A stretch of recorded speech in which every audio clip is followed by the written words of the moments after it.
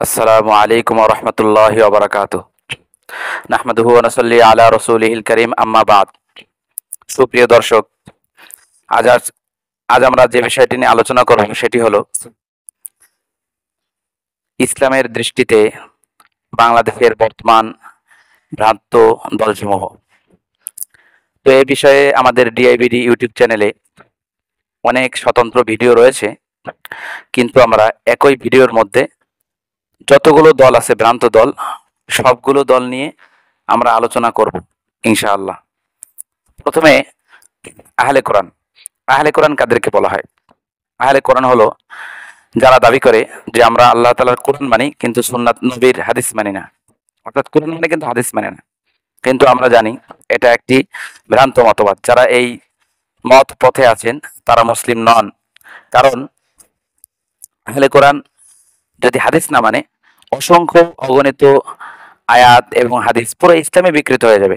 কারণ আল্লাহ তাআলা কোরআনের মধ্যে বলেছেন, আকিমুস-সালাহ, নামাজ কায়েম করো, এরপরে হজ করো, যাকাত দাও। তো এর বিস্তারিত কোনো পদ্ধতি কোরআনের মধ্যে নাই।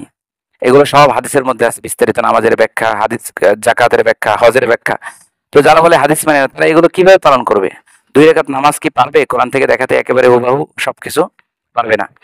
এরপরে অনেক আয়াতের মধ্যে আল্লাহ তাআলা হাদিসের প্রতি ইঙ্গিত দিয়েছেন। অনেক অনেক জায়গার মধ্যে তিনি বলেছেন যে আমি এই বিষয়টার ফয়সালা দিয়েছি, কিন্তু পুরো কোরআন মাজিদের মধ্যে সেই বিষয়ের ফয়সালা পাওয়া যায় না। সুতরাং ওইটা হাদিসের মধ্যে আছে। তো হাদিসের মধ্যে যেটা আছে ওটা আল্লাহ তাআলা নিজের দিকে নিসবত করেছেন, নিজের দিকে নিসবত করেছেন। তাছাড়াও মা আতাকুম রাসূল ফাখুযু ওয়া মা নাহাকুম আনহু ফান্তাহু, এই আয়াতের কথাও তো রয়েছে। এই আয়াতে স্পষ্ট রয়েছে রাসূলের বক্তব্যকে গ্রহণ করার ক্ষেত্রে নির্দেশ রয়েছে। তা কোন ভিত্তিতে তারা আহলে কোরআনরা রাসূলের বক্তব্যকে পরিত্যাগ করে? আসলে মূল বিষয় হলো বাতের কথা আসে, বাতকে গুরুত্ব দেয় মানুষ জাতের কারণে। অর্থাৎ যার সত্তাকে মানুষ গুরুত্ব দেয়, তার বক্তব্যকেও গুরুত্ব দেয়। তো রাসূল সাল্লাল্লাহু আলাইহি ওয়াসাল্লামের সত্তাকে মূলত তারা গুরুত্ব দেয় না। এজন্য রাসূল সাল্লাল্লাহু আলাইহি ওয়াসাল্লামের বাত অর্থাৎ তার কথাকেও তারা গুরুত্ব দেয় না। আল্লাহ তাআলা এই আহলে কোরআনের ফিতনা থেকে আমাদেরকে হেফাজত করুন। দ্বিতীয়ত আহলে হাদিস। আহলে হাদিস কাদেরকে বলা হয়? এরা বলে আমরা কোরআন সুন্নাহ মানি, অর্থাৎ আমরা সবকিছু কোরআন সুন্নাহ অনুযায়ী করি। কিন্তু এটা তাদের একটা ভ্রান্ত মতবাদ। তারা মাযহাবের বিরোধিতা করে। মাযহাব মানা নাকি শিরক, নাউযুবিল্লাহি মিন যালিক। মাযহাব কি মূলত? মাযহাব তো মূলত কোরআন হাদিসের একটা ব্যাখ্যা। অর্থাৎ কোরআন হাদিসের তো মুখ নেই যে কোরআন হাদিস বলবে মুখ ফুটিয়ে যে আমার আয়াত দ্বারা, কোরআন বলবে আমার এই আয়াত দ্বারা এই ব্যাখ্যা, হাদিস বলবে আমার এই হাদিসের এই ব্যাখ্যা। বরং কোন ব্যক্তির হয়তো এই ব্যাখ্যা দিতে হবে। তো সেই ব্যাখ্যা ইমাম আবু হানিফা দিয়েছেন, ইমাম শাফি দিয়েছেন, ইমাম মালিক দিয়েছেন, ইমাম আহমদ ইবনে হাম্বল দিয়েছেন। তারা ব্যাখ্যা দিয়েছেন কোরআন হাদিসকে সামনে রেখে, তাদের নিজেদের বক্তব্যকে না। তো তাদের ব্যাখ্যা আমরা গ্রহণ করছি। তারা ছিলেন জগৎ বিখ্যাত আলেম। কিন্তু এখন বর্তমান সালাফি বা আহলে হাদিসরা এরা বলছে যে আমরা কি, আমরা কোরআন হাদিস মানি, ঠিক মানি না, আমরা মাযহাব মানি না। তাদের এই বক্তব্যটা মূলত ধূর্তবাজি। কারণ তারা এই কথা বলে, তাদের মূল উদ্দেশ্য হলো যে তোমরা আবু হানিফাকে মেনো না, বরং বর্তমানে যারা সালাফি আছে, আব্দুল্লাহ জাহাঙ্গীর যিনি ইন্তেকাল করেছেন তাকে মানো, তারপরে আবু বকর জাকারিয়া তাকে মানো, এরপরে ব্রাদার রাহুল যে পাগলা আছে যেটা তাকে মানো। এইগুলো বলা হচ্ছে। তারা এর মানে তাদের ব্যাখ্যাটা মানো, তোমরা আবু হানিফার ব্যাখ্যা মানো না। এখন আপনিই বলুন যে আবু বকর জাকারিয়ার ব্যাখ্যা মানবেন না ইমাম আবু হানিফার ব্যাখ্যা মানবেন? কে বড় আলেম ছিল? কোথায় কি? বুঝতে পেরেছেন বিষয়টা? এটা হলো মূল বিষয়। কারণ কোন হাদিস তো নিজস্ব মুখ নেই যে তারা বলে দেবে যে আমার ব্যাখ্যা এটা। তো যাই হোক, তাদের আরো ভ্রান্ত আছে। তারা আকীদার ক্ষেত্রেও তারা দৈন্যতার শিকার। তারা আকীদার ক্ষেত্রে বিভিন্ন রকম বাতিল আকীদার সাথে সম্পৃক্ত। তারা আপনার আল্লাহ তাআলার যে বিভিন্ন সিফাত আছে, ইয়াদুল্লাহ, ওয়াজহুল্লাহ, আল্লাহ তাআলার হাত, ওয়াজহুল্লাহ, আল্লাহ তাআলার চেহারা, এইসব ক্ষেত্রে আহলুস সুন্নাহ ওয়াল জামাতের মতবাদ হলো বা তাদের চিন্তা হলো বা তাদের মত হলো যে এইসব ক্ষেত্রে ব্যাখ্যা করতে হবে যে এটার আল্লাহ তাআলার এই সিফাতকে আমরা স্বীকার করি, কিন্তু এর দ্বারা মূল উদ্দেশ্য কি সেটা আমরা জানি না। কারণ এখানে যদি আপনি ইয়াদুল্লাহ, আল্লাহর হাত বা এই জাতীয় করেন, তাহলে মানুষের সাথে সাদৃশ্য হয়ে যাচ্ছে। অথচ আল্লাহ তাআলা বলেছেন লাইসা কামিসলিহি শাই, তার মতন কিছু নেই। তো তার মতন সাদৃশ্য তাকে দেওয়া যাবে না। এইটা মুশাব্বিহা মুজাসসিমা যারা দেহবাদী আকীদা, এটা হলো তাদের আকীদা। সেটা এখন বর্তমানে আহলে হাদিসরা লালন করছে। অথচ এই সমস্ত আয়াতে মুতাশাবিহাত, এগুলো আয়াতে মুতাশাবিহাতের অন্তর্ভুক্ত। এক্ষেত্রে কি যে এটার পিছনে পড়া যাবে না, কিন্তু এর উপরে এতেকাদ রাখতে হবে যে এটার আল্লাহ তাআলা যে উদ্দেশ্য নিয়েছেন সেটা সঠিক। কারণ আয়াতের মধ্যে, কোরআন আয়াতের মধ্যেও রয়েছে আপনার স্পষ্ট বক্তব্য রয়েছে, যারা এই আয়াতে মুতাশাবিহাতের পিছনে পড়ে তাদের উদ্দেশ্য হলো যে ফিতনা ছড়ানো এবং আপনার কি করা, এই ভুল ব্যাখ্যা দেওয়া, এটাই তাদের উদ্দেশ্য। এটা কোরআন আয়াত দ্বারাই প্রমাণিত। এরপরে তারা আরো বলে যে আল্লাহ তাআলা আরশে আছেন, নাউযুবিল্লাহি মিন যালিক। একটা আয়াতে আছে সুম্মাস্তাওয়া আলাল আরশ, আল্লাহ তাআলা আরশে আছেন, কিন্তু অনেক আয়াতে রয়েছে যে আল্লাহ তাআলা তোমাদের সাথে আছেন, হুয়া মাআকুম আইনামা কুনতুম, তোমরা যেখানে আছো সেখানে আল্লাহ তাআলা আছেন, যে আল্লাহ তাআলা জমিনে আছেন। তো এইসব আয়াতের কি ব্যাখ্যা করবেন বলুন? তো তারা এইসব আয়াতের ব্যাখ্যা করে আর শুধু আল্লাহ তাআলা আসমানে আছেন এইটাকে মানে। তা কোন আয়াত এবং হাদিসের মাধ্যমে তারা পেলো যে আসমানে থাকার ব্যাখ্যাটা ওই ক্ষেত্রে ব্যাখ্যা করা যাবে না, জমিনে থাকার বিষয় বা প্রত্যেকের সাথে আল্লাহ তাআলা থাকেন, হ্যাঁ, এই ক্ষেত্রে ব্যাখ্যা করতে হবে? এটা কোন ভিত্তিতে বললো?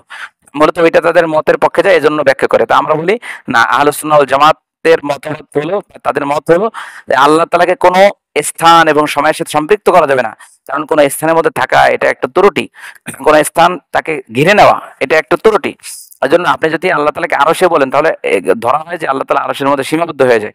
তো আহলুস সুন্নাহ ওয়াল জামাতের মত হলো হুয়াল আন আলাইহি মাকান, যে আল্লাহ তাআলা আগেও যেমন ছিলেন এখনো তেমন আছেন, কিভাবে আছেন কোথায় আছেন এরকম কোন জাতীয় কথা প্রশ্ন করা যাবে না। আহলে হাদিসদের ব্যাপারেও আমাদের বিস্তারিত আলোচনা আছে ডিএভিডি ইউটিউব চ্যানেলে, ওখানেও দেখেন। আহলে কোরআনদের ব্যাপারে আছে, ওখানে দেখেন। এরপরে আমরা শিয়া মতবাদে আসি। শিয়া কারা কারা? মূলত শিয়াদের মধ্যে অনেক দল উপদল রয়েছে। এর মধ্যে কিছু দল উপদল রয়েছে যেগুলো ভ্রান্ত কিন্তু কাফের না, কিন্তু কিছু দল রয়েছে যারা কাফের। যেমন শিয়াদের মধ্যে যাদের আকীদা আপনার যে আমাদের যে 30 পারা কোরআন এখানে সম্পূর্ণ নাই, আরো কিছু সূরা, সূরাতুল বিলায়া এই জাতীয় কথা বলে থাকে, এরকম সূরা নাকি আরো আছে 30 পারা কোরআনের বাহিরে, নাউযুবিল্লাহ। তো এই সমস্ত ভ্রান্ত মতবাদ। এরপরে তারা বলে যে নবী হওয়ার দরকার ছিল আলী, ভুলে জিবরাইল আলাইহিস সালাতু ওয়াস সালাম আমাদের নবীর উপর ওহী নিয়ে এসেছেন। তো এই মত যারা দেয় তারা মূলত কাফের শিয়া, অর্থাৎ তাদেরকে কাফের ফতোয়া দেয়া হয়। এবং তাদের মধ্যে আরো একদল তাদের মধ্যে তাদের এরা লালন করে যে আবু বকর আর ওমর রাদিয়াল্লাহু তাআলা আনহুমা এরা নাকি জোর করে আলী রাজি মানে আবু বকর এবং ওমর রাদিয়াল্লাহু তাআলা আনহুমা জোর করে আলী রাদিয়াল্লাহু তাআলা আনহুর খেলাফতকে ছিনিয়ে নিয়েছে, অর্থাৎ তিনিই খেলাফতের উপযুক্ত। এবং তারা এটাও দাবি করে যে মক্কা মদিনা তারা বিজয় করতে পারলে আলী এবং মানে ওমর রাদিয়াল্লাহু তাআলা আনহু এবং আবু বকর রাদিয়াল্লাহু তাআলা আনহুকে উঠিয়ে নিয়ে তারা বেত্রাঘাত করবে, নাউযুবিল্লাহি মিন যালিক। তো এই জাতীয় আকীদা যাদের আছে তারা কাফের, এটা কোনো মানে সন্দেহ নেই এতে। এরপরে কাদিয়ানি। কাদিয়ানি কারা? কাদিয়ানি মূলত মিথ্যা নবুয়তের দাবিদার। তারা আখির নবী মুহাম্মদ সাল্লাল্লাহু আলাইহি সাল্লামকে আখির নবী মানে না। অথচ কোরআনের বিভিন্ন আয়াত এবং হাদিস থেকে অসংখ্য অগণিত, এটা এজমাই উম্মতের এজমা রয়েছে এবং অসংখ্য অগণিত আয়াত দলিল দ্বারা প্রমাণিত যে আমাদের নবী শেষ নবী, তারপরে কোন নবী নাই। লা নাবিয়্যা বাদি, আনা খাতামুন নাবিয়্যিন লা নাবিয়্যা বাদি, মা কানা মুহাম্মাদুন আবা আহাদিম মির রিজালিকুম ওয়ালাকিন রাসূলুল্লাহ খাতামুন নাবিয়্যিন। যে আমি শেষ নবী। হাদিসের মধ্যে মানে রাসূল আল্লাহ তাআলা কোরআনের মধ্যে বলেন যে মুহাম্মদ সাল্লাল্লাহু আলাইহি ওয়াসাল্লাম শেষ নবী, তারপরে কোন নবী নাই। আল্লাহ তাআলা বলেন যে নবী সাল্লাল্লাহু আলাইহি ওয়াসাল্লাম হাদিসের মধ্যে বলেন যে আমি শেষ নবী, আমার পরে কোনো নবী নেই। এরকম অসংখ্য অগণিত আয়াত এবং হাদিস দ্বারা প্রমাণিত এবং সমস্ত উম্মতে একমত। এরপরেও তার বলে যে গোলাম আহমদ কাদিয়ানী, যে মূলত ভারতে জন্মগ্রহণ করেছিল, একটা পাগল, তার আচরণ ছিল পাগলের মতন। এই ব্যক্তি নাকি নবুয়তের দাবিদার এবং সেই পাগল সকালে একটা কথা বলতো, বিকেলে একটা কথা বলতো, তার কথার মধ্যে যথেষ্ট পরিমাণ তানাকুজ আছে, অর্থাৎ বৈপরীত্য আছে। এই লোককে তারা নবী দাবি করে এবং এরা বিভিন্ন জায়গায় আছে, আমাদের দেশেও আছে। আমরা দাবি করবো এদেরকে চিহ্নিত করে সরকারিভাবে আপনার কাফের ঘোষণা করা হোক। বিশ্বের অনেক রাষ্ট্রে তাদেরকে কাফের ঘোষণা করা হয়েছে। এরপরে এতাআতি ফিতনা। এতাআতি ফিতনা এটা মূলত সাদপন্থী, মাওলানা সাদের অনুসারীরা। তো এই বিষয়ে আমাদের ডিএভিডি ইউটিউব চ্যানেল আলহামদুলিল্লাহ বাংলাদেশের মধ্যে আমরা প্রথম সারিতে থাকবো আশা করি, কারণ অনেক আলোচনা করেছি এই ইতাআতি সম্পর্কে। তখন যখন এই ফিতনা চলতেছিল এই 2-1 বছর আগেও, তখন আমরা এই বিষয়ে অনেক আলোচনা করেছি, আমাদের চ্যানেলে এটা পাবেন। তো ইতাআতিদের সমস্যা মূলত মাওলানা সাদ সে অনেক নবীদের, যেমন আমাদের নবী মুহাম্মদ সাল্লাল্লাহু আলাইহি সাল্লাম, ইউসুফ আলাইহিস সালাম, সুলাইমান আলাইহিস সালাম, অনেক নবীর ভুল ধরেছেন, তাদের অনেক ভুল ধরেছেন যে আমাদের নবী নাকি আমাদের নিজের সুন্নাত নিজে তরক করার কারণে মানে কষ্টের শিকার হয়েছেন। ইউসুফ আলাইহিস সালামের ব্যাপারে, সুলাইমান আলাইহিস সালামের ব্যাপারে ভুল ধরেছেন, তিনি আল্লাহ তাআলার শরণ থেকে গাফেল হয়ে গিয়েছেন। মুসা আলাইহিস সালামের ভুল ধরেছেন যে মুসা আলাইহিস সালাম আপনার দাওয়াত ছেড়ে দেওয়ার কারণে তার কারণে উম্মত গোমরাহ হয়ে গেছে। এ জাতীয় প্রত্যেকটা তার কি কি ভুল এ বিষয়ে বিস্তারিত আমাদের ডিএভিডি ইউটিউব চ্যানেলে আলোচনা করা হয়েছে, এটা দেখে নেবেন। এরপরে মানহাজি ফিতনা। মানহাজি ফিতনা বলতো এখন কওমি মাদ্রাসায় মানহাজি ফিতনার প্রচলনটা বেশি। অনেক কওমি আলেম আছে তারা মানহাজি হয়ে গেছে, খুবই দুঃখের বিষয়। মানহাজিদের একটা উদ্দেশ্য হলো যে আকাবিরদের থেকে আমাদেরকে বিচ্ছিন্ন করে দেওয়া। আমরা যে আমাদের আকাবির ও আসলাফ তাদেরকে, আমরা যে আমাদের আকাবির ও আসলাফ তাদের প্রতি যে আমাদের ভক্তি ভালোবাসা রয়েছে, শ্রদ্ধা রয়েছে, এটাকে কাট অফ করে দেওয়া, এটাকে বিচ্ছিন্ন করে দেওয়া। বলে ওয়াজিবুল কতল মুফতি তাকি উসমানী সাহেব এই জাতীয় বক্তব্য তাদের আছে। অর্থাৎ তকি উসমানী সাহেব কেন এখন জিহাদের ফতোয়া দিচ্ছে না? তারা বলে বাংলাদেশ, পাকিস্তান এগুলো হচ্ছে আপনার সব কি আপনার দারুল হরব, অর্থাৎ এটা অমুসলিম রাষ্ট্র, এটা হচ্ছে ইসলামের কুফরি রাষ্ট্র। তো আহলে সুন্নাত ওয়াল জামাতের মত হলো, বাংলার বর্তমান বিশ্বের যারা আহলে সুন্নাত ওয়াল জামাতের মাযহাবের লোক আছে, আহলে সুন্নাত ওয়াল জামাতের অনুসারী, যে সমস্ত আলেম ফতোয়া দিয়েছেন যে না, যে ইমাম আবু হানিফা রহমতুল্লাহর যে বক্তব্য, সেই বক্তব্যের উপরে ফতোয়া, অর্থাৎ সাহিবাইন আর ইমাম আবু হানিফার বক্তব্যের ক্ষেত্রে কিছুটা দ্বিমত আছে। সাহিবাইনের বক্তব্য হলো যে রাষ্ট্রে আপনার কি হয়, ইসলামী হুকুমত কায়েম আছে, ইসলামী হুকুম অনুযায়ী দেশ চলে, সেটা হলো ইসলামী রাষ্ট্র। আর যেখানে ইসলামী রাষ্ট্র অনুযায়ী, ইসলামী হুকুম অনুযায়ী দেশ চলে না, সেটা হলো কুফরি রাষ্ট্র। তার ইমাম আবু হানিফার মত হলো যেখানে সংখ্যাগরিষ্ঠ মুসলমান এবং তারা তাদের দিন ধর্ম পালন করতে পারছে, কিন্তু যদিও রাষ্ট্রীয়ভাবে ইসলাম কায়েম নেই, রাষ্ট্রীয়ভাবে কোনো হাদিস অনুযায়ী রাষ্ট্র চলে না, কিন্তু মুসলমানদের কোনো বাধা দেওয়া হয় না, এগুলো ইসলামী রাষ্ট্রের অন্তর্ভুক্ত। তো এই মতের উপরে মূলত বর্তমানে ফতোয়া দিয়েছেন সমস্ত হক্কানি উলামা একরাম। সেই অনুযায়ী বাংলাদেশ সহ যত বিশ্বে যত মুসলিম কান্ট্রি আছে, অর্থাৎ যেখানে অধিকাংশ মুসলমান এবং তাদের ধর্মীয় বিধিবিধান পালনের ক্ষেত্রে কোনো বাধা সৃষ্টি হয় না, এগুলো সব তাদের ফতোয়া অনুযায়ী দারুল আমান, অর্থাৎ নিরাপদ রাষ্ট্র। আর ইসলামী রাষ্ট্র হলো যেখানে ইসলামী হুকুমত আছে, সেটা হলো ইসলামী রাষ্ট্র, যেমন আফগানিস্তান। আর দারুল কুফর হলো সেই রাষ্ট্র যেখানে মুসলমানরা তাদের দিন ধর্ম পালন করতে পারে না, সেটা হলো দারুল কুফর। সেটার ক্ষেত্রে যেমন এই রাসূল সাল্লাল্লাহু আলাইহি ওয়াসাল্লাম জামানায় এই তিন ধরনের উদাহরণ রয়েছে। যেমন রাসূল সাল্লাল্লাহু আলাইহি ওয়াসাল্লাম জামানায় মক্কা শরীফ ছিল, তিনি যখন মানে মক্কি জীবনে ছিলেন, সেটা ছিল মূলত দারুল কুফর। সেখানে মুসলমানরা তাদের দিন ধর্ম সঠিকভাবে পালন করতে পারতো না, কাফেররা বাধা দিত, কষ্ট দিত। আর মদিনা, যখন মদিনায় কিছু মুসলমান হয়ে গিয়েছে এবং তাদের মদিনায় ইসলাম গ্রহণ করেছে, তখন মদিনা ছিল দারুল ইসলাম, কারণ সেখানে প্রকাশ্যভাবে আপনার ইসলাম বিধিবিধান অনুযায়ী রাষ্ট্র চলতো। আর হাবশা অর্থাৎ আবিসিনিয়া, আবিসিনিয়া ছিল তো মূলত ছিল হচ্ছে দারুল আমান, ওটা কুফরি রাষ্ট্র মানে আপনার খ্রিস্টান রাষ্ট্র ছিল, কিন্তু তারপরে সেখানে মুসলমানরা নিরাপদ ছিল, তাদের দিন ধর্ম পালন করতে পারতো, এজন্য ওইটা হলো দারুল আমান। তো মানে ইসলামে রাষ্ট্রের এই তিনটা কাঠামো, অর্থাৎ দারুল ইসলাম, দারুল কুফর, দারুল আমান। তো যে সমস্ত রাষ্ট্রে বর্তমানে ইসলাম ধর্ম পালন করতে বাধা দেওয়া হয় না, সেগুলো দারুল আমানের অন্তর্ভুক্ত, অর্থাৎ আবিসিনিয়ার হুকুমে থাকবে। যেখানে বাধা দেওয়া হয় সেটা হবে দারুল কুফর, অর্থাৎ কুফরি রাষ্ট্র। আর যেখানে একেবারে ইসলামী হুকুমত রয়েছে, যেমন আফগানিস্তান, সেটা হলো দারুল ইসলাম। কিন্তু এই মানহাজিরা, মানহাজি ফিতনা, এরা বলে না, যে বর্তমানে যেখানে মানে তারা ওই যে সাহিবাইনের যে মতটা, যেটার উপরে ফতোয়া না, সেই মতটাকে তারা গ্রহণ করেছে। তারা বলে যে বাংলাদেশ পাকিস্তান হলো কুফরি রাষ্ট্র, সুতরাং তৌকি উসমানী, আব্দুল মালিক, এরা কেন কুফরি রাষ্ট্র ফতোয়া দেয় না, সুতরাং এরা ওয়াজিবুল কতল, এদেরকে হত্যা করতে হবে, নাউজুবিল্লাহি মিন যালিক। তারা আরো ফতোয়া দেয়, এই মানহাজিরা বলে দারু হুক্কামি বিলাদিনা, মানে হুক্কাম ও বিলাদিনা মুরতাদুন, যে আমাদের দেশের যারা সরকারি পর্যায়ে রয়েছে, যারা সরকারের বিভিন্ন দায়িত্বে থাকে, অর্থাৎ রাষ্ট্রের প্রধান প্রধান দায়িত্বে, এরা সবাই কাফের। তো আমরা বলি না, এরা কাফের না। এরা যদি কেউ মনে করে যে ইসলামী হুকুমতের থেকে এই কুফরির হুকুমত, যেটা অর্থাৎ আপনার কি বলে গণতন্ত্র, এটা মেন, হ্যাঁ এর মানে এটাই আসল ভালো, এরকম যদি কেউ স্পষ্ট বক্তব্য বলে থাকে বা ধারণা করে, সে কাফের হবে। কিন্তু কেউ যদি চিন্তা করে যে না, আমি অপারগতার কারণে ইসলাম মানতে পারছি না, বা আমি ইসলামের হুকুম মানছি না, কুফরি হুকুম মানছি, আপনার গণতন্ত্র মানছি, কিন্তু গণতন্ত্রের চেয়ে ইসলাম শ্রেষ্ঠ, তাহলে সে কাফের হবে না, বরং ফাসিক হবে, গুনাহগার হবে, এটা বলা যায় সর্বোচ্চ। কিন্তু তাদেরকে তো কাফের ফতোয়া দেওয়া যায় না। তো এই মানহাজিদের ব্যাপারে আরো আলোচনা আছে আমাদের ইউটিউব চ্যানেলে, এই বিষয়ে কোনো আলোচনা অতীতে করা হয়নি, এবং মানুষের এই বিষয়ে জানাশোনা আমরা যদি সময় পাই ইনশাল্লাহ এই বিষয়ের সামনে আরো আলোচনা করব। এরপরে তথাকথিত সুন্নি, সুন্নিরা মূলত নিজেদেরকে আহলুস সুন্নাহ ওয়াল জামাতের অনুসারী মনে করে, কিন্তু এটা মনে রাখবেন, কোন নাম দিলে সে আসল জিনিস হয়ে যায় না। আমি যদি আমার নাম মুফতি দিয়ে দিই, আমি কি মুফতি হয়ে যাব? আমার তো ইফতা পড়তে হবে, তাহলে আমি মুফতি হব। ঠিক তো? কাউকে হাফেজ বললে হাফেজ হয়ে যায় না, হেফজ তার শেষ করতে হয়। তো সুন্নিরা নিজেদেরকে আহলুস সুন্নাহ ওয়াল জামাতের অনুসারী মনে করে, এটা তাদের ভুল। এরা বেদাতি, এরা বেদাতি কোন কারণে? তারা মিলাদ কিয়ামের পক্ষে। তারা এই যে রাসূল সাল্লাল্লাহু আলাইহি ওয়াসাল্লামের যে দরুদ, তারা নিজেদের পক্ষ থেকে দরুদ বানিয়েছে, দরুদ হঠাৎ করে দাঁড়িয়ে যায়, জশ্নে জুলুস করে, হ্যাঁ বিভিন্ন রকম আপনার ঈদে মিলাদুন নবী করে, নতুন একটা ঈদ তৈরি করে। অথচ আমরা জানি ইসলামে ঈদ দুইটা। তো এরা নতুন একটা ঈদে মিলাদুন নবী, নতুন একটা ঈদ বের করেছে। যেমন এই বর্তমান যে সুন্নিদের একটা নেতা এনায়েতুল আব্বাসী, মূর্খের মতন বলেই বসেছে যে আব্দুল মালিক সাহেব নাকি অবুঝ, তিনি অন্যদের আপনার প্ররোচনায় পড়ে তিনি ফতোয়া দিয়েছেন যে ঈদে মিলাদুন নবী কিনা বৈধ না। নাউযুবিল্লাহি মিন যালিক। আব্দুল মালিক সাহেব কত বড় একজন ব্যক্তি, তার ব্যাপারে তার ওস্তাদরা কি বলেছেন? মুফতি আব্দুর রশিদ নোমানী রহমাতুল্লাহ আলাইহি, আল্লামা আব্দুর রশিদ নোমানী, তিনি বলেছেন ইতনা জিয়াদা যাহিন দে ইস্তেদাদ তালিব ইলম মেরে পাস अभी तक नहीं आया, उसके लिए जितना चाहिए মাকাম করার দিয়ে যায় ও উনকে মুস্তাহিক है। যে এর মতন এত মেধাবী কোন ছাত্র ইতিপূর্বে আমার কাছে আসে নাই, তার জন্য যে যত বড় মাকাম নির্ধারণ করুক সে তার উপযুক্ত। এমন একজন ব্যক্তির ব্যাপারে সে এমন বক্তব্য দিয়েছে এনায়েতুল আব্বাসী, তাকে আমি ভালো মনে করতাম, কিন্তু এখন আমার কাছে স্পষ্ট হয়ে গেছে সে একজন ভণ্ড পীর। যাই হোক, এই সুন্নিরা তারা রাসূল সাল্লাল্লাহু আলাইহি ওয়াসাল্লামের আপনার জন্মদিনকে আপনার কেন্দ্র করে আপনার ঈদে মিলাদুন্নবী পালন করে। অথচ আমরা জানি রাসূল সাল্লাল্লাহু আলাইহি ওয়াসাল্লামের জন্মদিনকে নির্দিষ্ট করে জানা নাই। ১০, ১১, ১২ বিভিন্ন মতামত রয়েছে।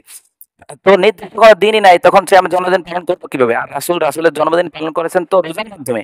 তিনি সোমবার জন্মগ্রহণ করেছেন এটা নিশ্চিত। রবিউল জন্মগ্রহণ করেছেন এটা নিশ্চিত, মানে রবিউল আউয়াল মাসে জন্মগ্রহণ করেছেন এটা নিশ্চিত, কিন্তু রবিউল আউয়াল এটা নিশ্চিত না। রাসূল সাল্লাল্লাহু আলাইহি ওয়াসাল্লাম সারা বছর সোমবার রোজা রাখতেন তার জন্মের শুকরিয়া স্বরূপ। তোমরা সেটা করো, সেটা না করে তারা ঈদে মিলাদুন্নবী কায়েম করে। শোনেন যে আল্লাহ তাআলা মানে রাসূল সাল্লাল্লাহু আলাইহি ওয়াসাল্লামের মাধ্যমে প্রতিটা ইবাদতের একেবারে প্র্যাকটিক্যাল রূপ কিভাবে সেটা করতে হবে সেটাও আছে। তো এমন কোন দলিল কি তারা দেখাতে পারবে যে এইভাবে রাসূল সাল্লাল্লাহু আলাইহি ওয়াসাল্লাম জন্মদিন তিনি পালন করেছেন? তার মানে তিনি রোজা না রেখে তিনি এরকম মিলাদ পড়তে দাঁড়িয়ে যেতেন ইত্যাদি, ইত্যাদি। তো এদের মধ্যে কিছু শিরকি মতামত আছে, সবার না। তারা মানে তাদের মধ্যে কেউ, কেউ মনে করে যে আপনার এই মিলাদ পড়তে রাসূল সাল্লাল্লাহু আলাইহি ওয়াসাল্লাম নাকি হাজির হয়ে যান। নাউযুবিল্লাহি মিন যালিক। তো এদের ব্যাপারে আমরা সামনে আলোচনা করব। এরা হলো ভণ্ড সুন্নি। এরপরে ভণ্ড পীর মুরিদি। ভণ্ড পীর মুরিদি ভণ্ড পীর মুরিদি এদের হলো তারা তাদের অনেকে বলে থাকেন যে আমার পীরের মুরিদ হলে নামাজ রোজা লাগে না। তারা এই কথাগুলো বলে থাকে এবং অনেকে আছে তারা মাজারে সেজদা করে, নাউযুবিল্লাহি মিন যালিক, মান্নত করে এবং পীরের কাছে, মৃত পীরের কাছে কি চায়? আপনার সন্তান নিতে চায়। মনে রাখবেন, যদি মৃত ব্যক্তির কাছে চাওয়া যেত বা তাকে সেজদা করা জায়েজ হতো, তাহলে সবথেকে বেশি হকদার হতো আমাদের নবী সাল্লাল্লাহু আলাইহি ওয়াসাল্লাম। কারণ তার থেকে শ্রেষ্ঠ বুজুর্গ তো পৃথিবীতে আর কেউ নেই। তো তাকে যখন সেজদা দেওয়ার অনুমতি নাই, তার কবরের দ্বারে এরকম কোনো ভণ্ডামি করার অনুমতি নাই, মান্নত করার অনুমতি নাই, তাহলে আর পৃথিবীতে কে আছে? তো আমরা ভণ্ড পীর মুরিদের এটাও জানি তারা গান বাদ্য করে ইত্যাদি, এগুলো জানি, এগুলো গাঁজা খায়। তো এগুলো পরেও মানুষ যে কেন এর মধ্যে ঝুঁকে আমাদের বুঝে আসে না। এরপরে যে কথাটা বলবো সেটা হলো জামাত নিয়ে। জামাত নিয়ে আসলে অনেক মানুষের মধ্যে ধারণা রয়েছে জামাত আসলে হক, কিন্তু ভাই বুঝতে হবে তারা রাষ্ট্রীয়ভাবে যদি ক্ষমতায় চলেও যায় সেটা ভিন্ন কথা, কিন্তু তাদের আকীদা নিয়ে তো কখনো কম্প্রোমাইজ করা যাবে না। তারা যে তাদের যে মওদুদি আকীদা এটা তো অবশ্যই আছে। মাওলানা আপনার যে বর্তমান যে জামাতের আমির ডক্টর শফিকুর রহমান সাহেব, তিনি নাকি কয়েকদিন আগে বলেছেন, আমিও ভিডিওটা দেখেছি, তিনি বলেছেন আমাদের আকীদা হলো এই যে আমরা নবী রাসূলকে সত্য মনে করি, আল্লাহ তাআলার উপরে বিশ্বাস রাখি এবং সাহাবা একরামকে মনে করি যে তিনি নবীদের নবী সাল্লাল্লাহু আলাইহি ওয়াসাল্লাম সবথেকে বেশি অনুসরণ করেছেন। শুধু এতটুকু বললে তো হবে না, এটা তাদের একটা ধূর্তবাজি। তাদের উপরে যে মূল প্রশ্ন, অর্থাৎ তারা বলে সাহাবা একরাম মেয়ারে হক না, এটা আপনার আমির হামজা, তারপরে জামাতের যে বক্তা আরো একটা আছে আবুল কালাম আজাদ, এরা তো প্রকাশ্য বলেছে। এ ব্যাপারে আমাদের একটা ভিডিও রয়েছে, ডিএভিডি ইউটিউব চ্যানেলে একটা প্রকাশ্য ভিডিও রয়েছে, স্পষ্ট ভিডিও রয়েছে। ওখানে তারা দাবি করেছে সাহাবা একরাম নাকি সকালবেলা মুমিন আবার বিকেলবেলা কাফের হওয়ার সম্ভাবনা রয়েছে। নাউযুবিল্লাহি মিন যালিক। আরে সাহাবা তাকে বলা হয় যিনি ঈমান সহকারে নবীকে দেখেছেন এবং ঈমান সহকারে দুনিয়া থেকে বিদায় নিয়েছেন, তাকে সাহাবী বলা হয়।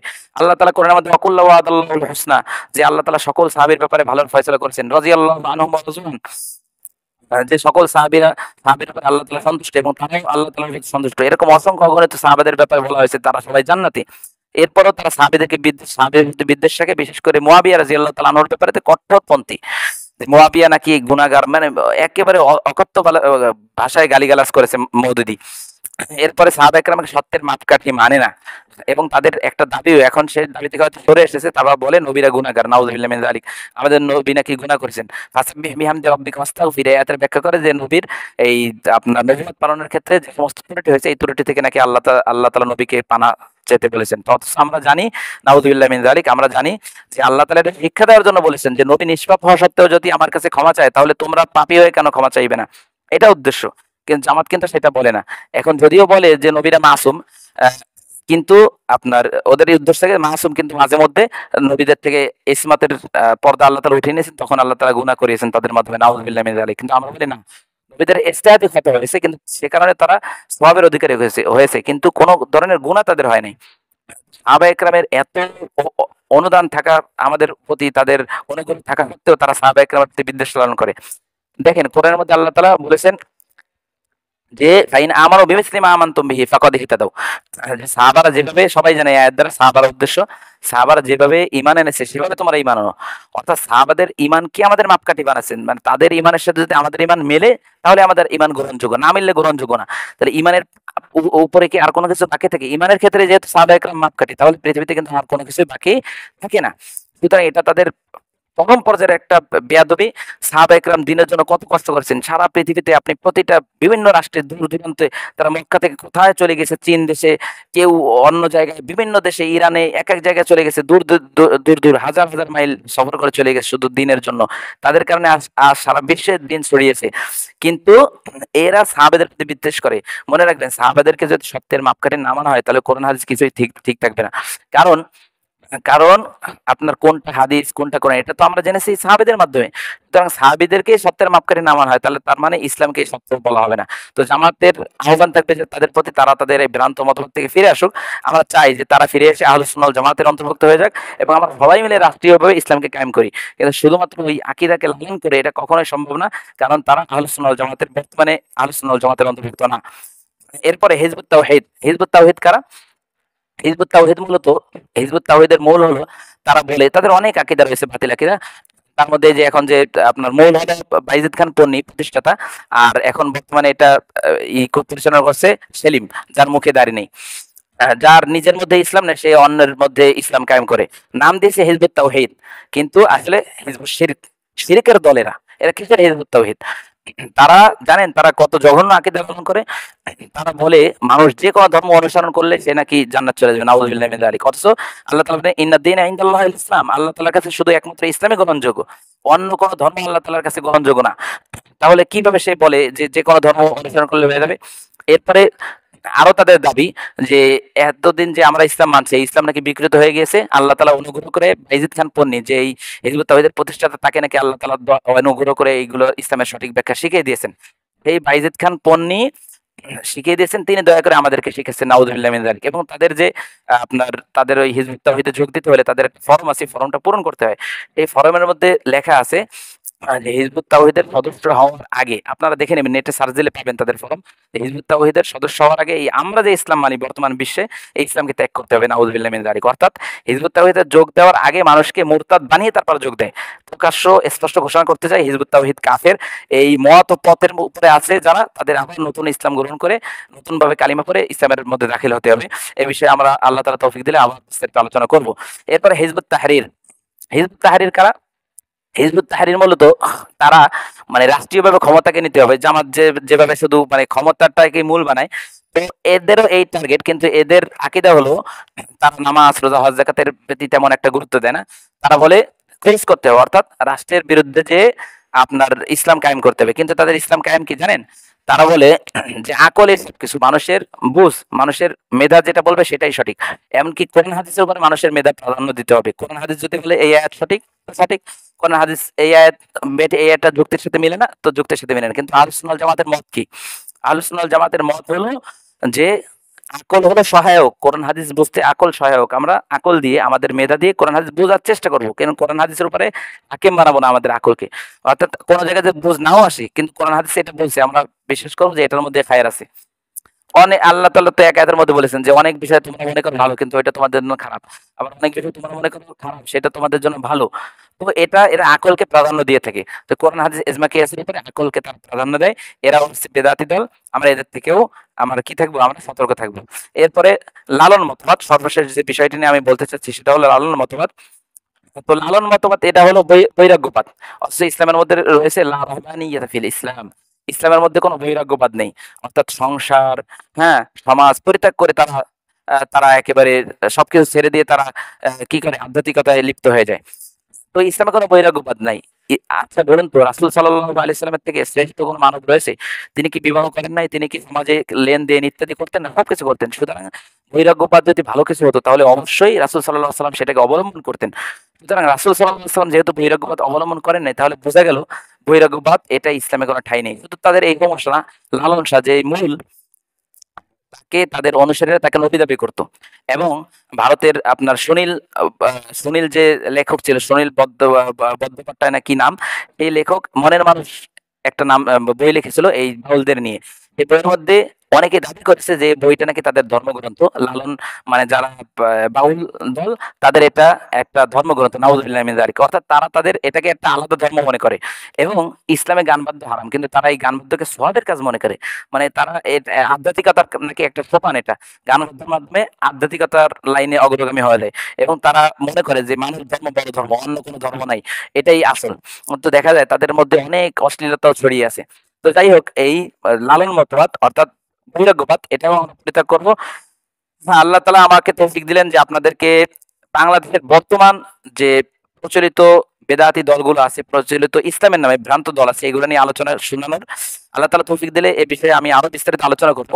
একটি ভ্রান্তি হতে পারে কাউকে, সেটা স্পষ্ট করে দিয়ে আপনারা হয়তো কেউ বলতে পারেন যে গণতন্ত্র সমাজতন্ত্র এগুলো নিয়ে বললেন না কেন।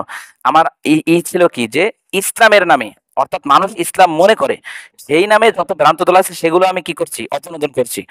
যেমন লালন মতবাদের মাধ্যমে অনেকে মনে করে যে এর মাধ্যমেও আল্লাহ তালাকে পাওয়া যাবে, এটাকে অপনোদন করা আমার উদ্দেশ্য না। যে কারণ গণতন্ত্রকে কেউ ইসলাম মনে করে না, জানে ওটা কুফরি মতবাদ। খ্রিস্টানকে কেউ ইসলাম, খ্রিস্টানবাদ এটাকে কেউ ইসলাম মনে করে না, হিন্দুত্ববাদ ইসলাম মনে করে না। যেগুলোকে মানে ইসলাম মনে করে, অর্থাৎ আল্লাহ তাআলার ওয়াদা, ইন্না নাহনু নাযালনা যিকরা ওয়া ইন্না লাহু লাহাফিজুন, যে আমি কোরআনকে নাজিল করেছি এবং এর ব্যাখ্যা বিশ্লেষণ আমি সংরক্ষণ করব। তো এই সংরক্ষণ কখন হবে? যখন মানুষের কাছে কোনটা ইসলাম কোনটা ইসলাম না এটা পার্থক্য থাকবে, তখন সংরক্ষণ করা সম্ভব হবে। কিন্তু সেটা যদি গুলিয়ে ফেলায়, আমরা তো জানি খ্রিস্টবাদ একটা, হিন্দুত্ববাদ একটা জিনিস, ইসলাম একটা জিনিস, এটা মানুষের কাছে স্পষ্ট। কিন্তু অনেকে জামাতকে আসল ইসলাম মনে করে, অনেকে শিয়াকে আসল আসল ইসলাম মনে করে, কাদিয়ানীকে আসল ইসলাম মনে করে, মানহাজিকে আসল ইসলাম মনে করে। তো এটা পার্থক্য করা, যে আল্লাহ তাআলা দিনকে সংরক্ষণ করবেন, এই দায়িত্ব ওলামায়ে কেরামের। এজন্যই আমরা এই বিষয়ে আলোচনা করলাম। এবং গণতন্ত্র এই নিয়ে আমাদের আলোচনা ভিডিও কিছু আছেও, আরো এই বিষয়ে আলোচনা করবো। যে কথাগুলো বললাম আল্লাহ তাআলা সঠিক বোঝার তৌফিক দান করুন। আমরা যদি কেউ এই দলভুক্ত হয়ে থাকি, আমরা আজ থেকে তওবা করে এই দল থেকে ফিরে এসে আহলুস সুন্নাহ ওয়াল জামাতের অন্তর্ভুক্ত হয়ে যাব। আল্লাহ তাআলা আমাদেরকে সঠিক বোঝার তৌফিক দান করুন। ওয়া আখিরু দাওয়ানা আনিল হামদুলিল্লাহি রাব্বিল আলামিন।